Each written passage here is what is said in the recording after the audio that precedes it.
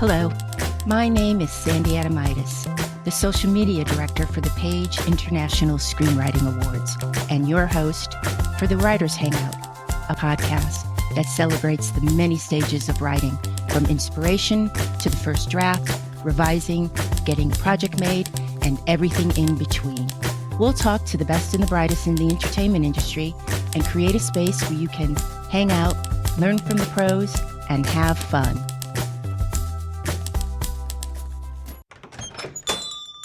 Welcome to the Writers Hangout. Thanks for listening. The coffee of choice we're drinking is the Dancing Water from Phil's Coffee in Studio City. Dancing Water is a lighter roast with notes of milk chocolate, grains, and cashews. Yum. We have a very special guest today, Judy TrueCrime, a friend of the pod, here to discuss episode 3 of the Writers Hangout, the mysterious death of the Hollywood Screenwriter. Let's start the show. Judy TrueCrime, thanks for joining us on the Writers Hangout. Well, thanks for inviting me. You have been a fan of true crime even before podcasts like Serial exploded on the scene. In a moment, you're going to ask questions you have about the story we covered in episode 3, entitled The Mysterious Death of the Hollywood Screenwriter.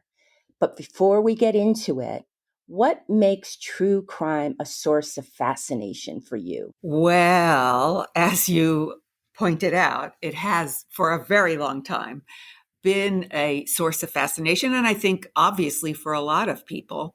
And I think it's just that it's a mystery to follow. And there are all these puzzle pieces. And particularly in a case like this, where the puzzle pieces all seem to point to different directions or different possibilities, and they don't seem to be fitting together, but they have to somehow in the end. And so that's why in cases like this, conspiracy theories are then brought up. And although we try not to indulge in conspiracy theories in real life, most of us do, some of us do, this is a safe place to go in those directions. And it's, as you said, it's just fascinating. And I'm not alone. Right you are. In our third episode, as I mentioned at the top, we told the story of screenwriter Gary DeVore, who disappeared in 1997. After working on his latest screenplay, Gary was returning home from Phoenix, Arizona to Santa Barbara, California. He never made it home. And his skeletal remains, with his hands missing, were found a year later in the California Aqueduct in Palmdale, California. If you haven't listened to episode 3, I highly recommend you put us on pause and go back and listen. Again, it was episode 3, entitled The Mysterious Death of the Hollywood Screenwriter. Judy TrueCrime, did you know about Gary DeVore before listening to the episode? I did not, which has made it all the more fascinating, because a lot of times I'll hear about something, but I've already seen stories about it on ID, my favorite channel. But this one, if they covered it, I missed it. So this was brand new to me, which was wonderful. Oh, good. We like to hear that. What is your first question? All right. Well, I guess the place to start, because it's all seems to revolve around his screenplay. He apparently, according to your story, told people he was writing the hardest hitting film that studios have ever seen, and that it was featured disturbing details regarding the U.S. government, and it involved drugs, bank robbery, and the 1989 invasion of Panama. But did he elaborate with any specifics to any one of his friends on that, as far as you know? My research told me that he was zeroing in on the cause of why the United States invaded Panama. And as we all know from our history books, the invasion took about a month, and it happened in 1989. And this is when it was George H.W. Bush. And Allegedly, the United States government, the reason why they were invading Panama was to defend democracy and combating drug trafficking. Panama had become a center for drug money laundering, and we were going to stop drug trafficking. Plus, we felt that the Panama Treaty was being threatened. So, those were the reasons why we went in and we toppled. I don't know if toppled's the right word, but took Noriega out of running the country. And what Gary discovered is that there were rumors that Noriega had all these tapes of CIA officials taking part in a honey trap. Basically, he invited diplomats, Noriega, to his home and then had these drug-filled parties with beautiful women and beautiful men. And he filmed CIA and supposedly congressmen being involved. And that to go get these tapes, we had to have a cover. So we went into Panama and said that it was all about democracy, but it was to get these tapes and photos. Does that make sense? Well, and that would have been very hard hitting in 1989, don't you think? Yes. And the thing is, you also said he had a relationship, a working relationship with the CIA, and that's why he was privy to this information. But what kind of a relationship? I mean, he was a screenwriter. Right. How was he related to the CIA? Right. A couple of ways. First of all, his movies were kind of spy centered and very action. And one of the movies that he wrote called Tracks was all about a person who kind of hung out in Central America and then he retires and he wants to run a bakery, but he runs out of money. So he has to kind of pull off jobs to get dough for dough. So he was kind of in that world, and that's what he liked to write about. But he also happened to know Chase Brandon, who was the head of the CIA office in Hollywood. And Chase Brandon happened to be the cousin of Tommy Lee Jones. And Gary was the best man at Tommy Lee Jones' wedding and met Chase and became friends. Oh, interesting. Yeah. And I think he always just kind of lent himself to those type of stories. And then when he was doing research for this new screenplay, and he started to think that the United States was wrong in invading Panama, that's when his disillusion with having all these buddies in the CIA was not as favorable to him. It wasn't as fun to him, I guess. Right. Well, okay. So he had these connections in the CIA, which led me to the next thing, because when his car went off the into the aqueduct, which we didn't know where the car was at that time, and people were searching for it, it was mentioned that the CIA, I think, showed up for the search. Would that be normal, or was that because of his relationships? And it didn't seem, it would have seemed that would have been evidence. There would have been evidence at that scene that they would have found it right away, rather than a year later, someone else comes along and finds it. That's like a couple of different questions. But is it normal that the CIA would have shown up for a search like that? Judy TrueCrime, you are so dead on that.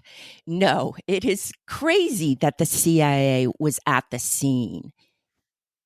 Because Gary was involved in Hollywood and he had a lot of connections and stars as friends, it was kind of like, well, everybody's joining in. and everybody's there to help. But no, it is absolutely not normal for the CIA to be there. CIA is foreign. FBI, which were also on the scene, is domestic, and they were there. But there were special forces, there was FBI, CIA, and Wendy is quoted as saying that she could have asked more questions and like, why are you here? Why are you asking this? She was overwhelmed. She was Yeah. grateful that they were there. Mhm. She just was also just kind of, you're the people in charge. You're going to find him. I'm going to let you do your job. And, maybe more questions should have been asked in the scene, and they weren't. Everybody was just so grateful to have people there. And I guess the CIA also comes into play because the day that they were recovering, a year and I think 9 days later, the SUV, black helicopters were seen in the sky. And we all know, I don't know, it's just ubiquitous. Everybody correlates black helicopters with CIA, I Yeah. guess. Yeah. Yeah. Yeah. Well, it's just weird that they just couldn't find it. All these people that were there searching couldn't find it then, but then that year later they all went right to it. It's just Right. And there's very rumors that the hood of the SUV, the Eddie Bauer edition SUV, I know you like to say actually was it flannel, the interior? I don't know. Um, that. Right. but but the hood was used by homeless people as a part of an encampment for over a year, and that people actually saw this hood being used, but nobody put Um, two and two together. I just find that mm, fascinating. And it wasn't mhm. till this amateur detective went to the scene because someone had also previously went off the road and died there. He said he found traces of Gary's Eddie Bauer edition SUV, but the police say there was no evidence at Yes. all. But he Mhm. says there absolutely was. And that's why he was also able to get the police back a year later to look underwater because he found evidence. But Yeah. exactly what that evidence is, I could not find a report. Hmm. Yeah. All very strange. But and the other Mm-hmm. thing is, okay, so he was coming back from what's that actress's house that he was at Marsha Mason. working? Yes, Marsha Mason, his friend's house where he was working Yes. on his screenplay. Which he So, had been known in the past that that yes, was his spot. That's where he yes. went to go And work on his so projects. he was at a different spot than his home. And so his laptop would have had to been in his car coming back home. And they did not find the laptop, correct? Correct. It was a And Toshiba laptop and it was never found, along never with his found. gun, Yeah, well, the gun, never I don't found. even know what that's about. But in addition to that, I believe you said that when Wendy was there for while they were searching, and when she finally went back to her home, he apparently had one copy of the script in his office, and that was missing. Is that true? Correct. Correct. So that's Wendy weird. has been That's quoted weird. as saying the one copy that was in the office was missing. And I Hmm. have also heard rumors that the copy on his computer at home was deleted. Very strange. See, very Yes. strange. Now, here's the thing. My theories of what happened to Gary rest on this, but I don't really have the answers because there's the whole thing about Gary's hands, which were missing. And, when you were talking about it with Terry, I had the same question as Terry because he said, could they have come off in normal, tendon stuff, holding them on, being underwater for so Mhm. long? And apparently there were different theories from different forensic people, but also, of course, I needed to know if they were looked like they were sliced off cleanly or if it was jagged or whatever. But in addition to that, there was somewhere, did you say it or in some of the source material that you so generously referred me to, that the hands were or were not found in the back of the car? Were they or were they not? Judy TrueCrime, that is the $1 million question and the source of most confusion. There were 23 bones found. That was in the official report. I then discovered that the report was amended, that there were only 3 bones found towards the back of the SUV. Where the location of the bones kind of makes sense to me because I guess they could have floated back there, lack of a technical way of saying that. But of the bones, whether it was 23 or 3, there was a certain bone that was not found. Gary had a small pinky finger because he was hurt in an accident when he was little. So he had a weird pinky finger, and that was never found. Right. And Gary's wonky finger is the key to the whole thing. If we had that finger, we would know that that was him, but we don't. And we don't know if that's why the hands were cut off. Exactly. I guess you could just find bones, but you would think the CIA, could they replicate the little wonky finger? And they couldn't do it. So they figured, well, that's just one bone that will be missing. But we have these other bones and we'll just place them throughout the SUV. There were 2 coroners on the case. One hired by Wendy and the other was the official coroner. Do you think the police would give Wendy the bones to do tests on? I would think something like that. The evidence would be just kept to the authorities. Right.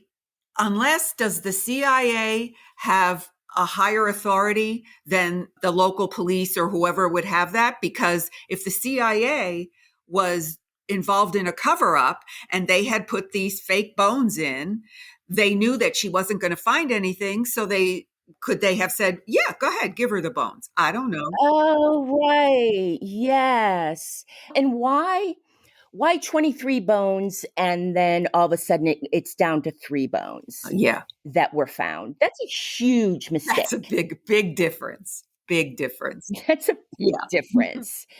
Judy TrueCrime.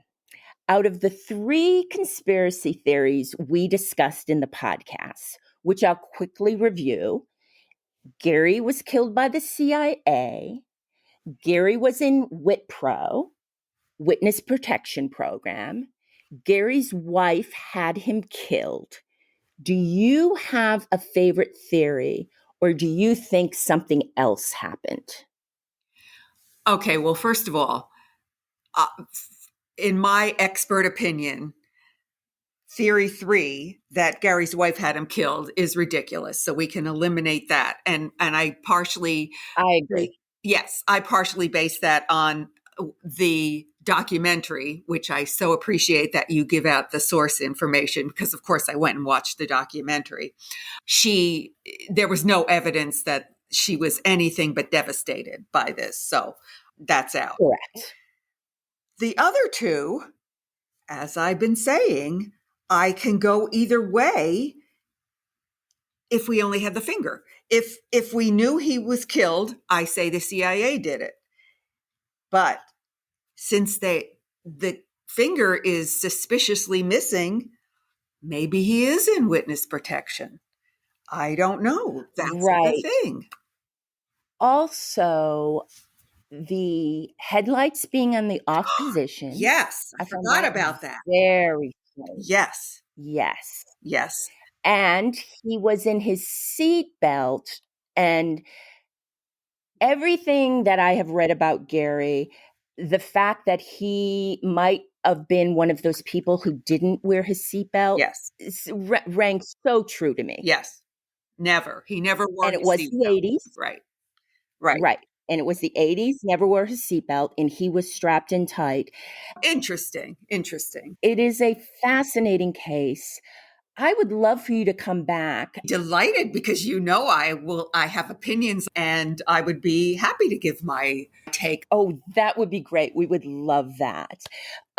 Thank you so much for spending time with us on the Writers Hangout. I appreciate your passion for true crime. Thank you for letting me give my theories. I appreciate the opportunity. That's a wrap for the Writers Hangout. Thanks so much for listening.